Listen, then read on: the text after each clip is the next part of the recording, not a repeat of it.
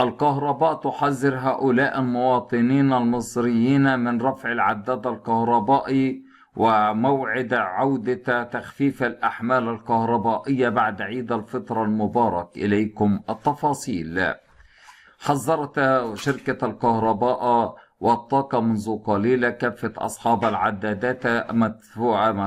كافة عدادات الذي تقوم بدفع الفواتير.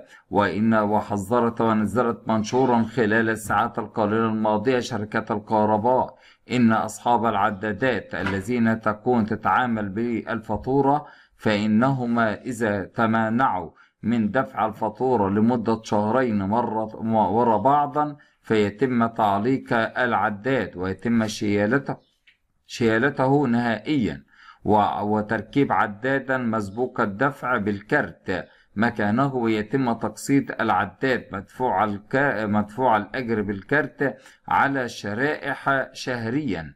وقد حذرت إدارة شركات الكهرباء والطاقة كافة المصريين الذين يتمنعوا من دفع فواتير الكهرباء للمحصل شهرين وراء بعض فإنهم يعرضوا العداد للشيالة. وقد قامت شركات الكهرباء بالتفتيش في كافة منازل جمهورية مصر العربية من أجل كشف التلاعبات في سرقة التيار الكهربائي وكما ضبط بعد العديد من المواطنين الذين يقومون بسرقة التيار الكهربائي من خلف العداد الكهربائي مسبوق الدفع. وقد تمكنت شركة الكهرباء والطاقة منذ قليل من ضبط العديد من قبل المواطنين الذين يقومون، وحررت المحاضر اللازمة لهما وتم معاقبتهم ودفع غرامة مالية لهما ولأسرهما. وقد ما زالت شركات الكهرباء في البحث والتدوير على سرقة التيار الكهربائي.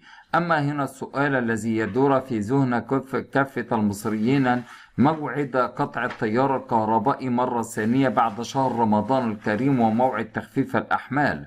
أشار أحد المسؤولين من شركة أيضا الكهرباء والطاقة منذ قليل عن تخفيف الأحمال، وعندما سألناه عن تخفيف الأحمال من خلال موقعنا الإخباري هذا أجاب المسؤول إن لحد الآن الذي يقرر قطع التيار الكهربائي وتخفيف الأحمال هو مجلس الوزراء ليس شركات الكهرباء، فإننا عندما يأتي لنا الجدول بقطع التيار الكهربائي فنقوم بحسب الجدول المقام من مجلس الوزراء، ما تحددش موعد قطع التيار الكهربائي أو تخفيف الأحمال بعد العيد. خبرنا التالي: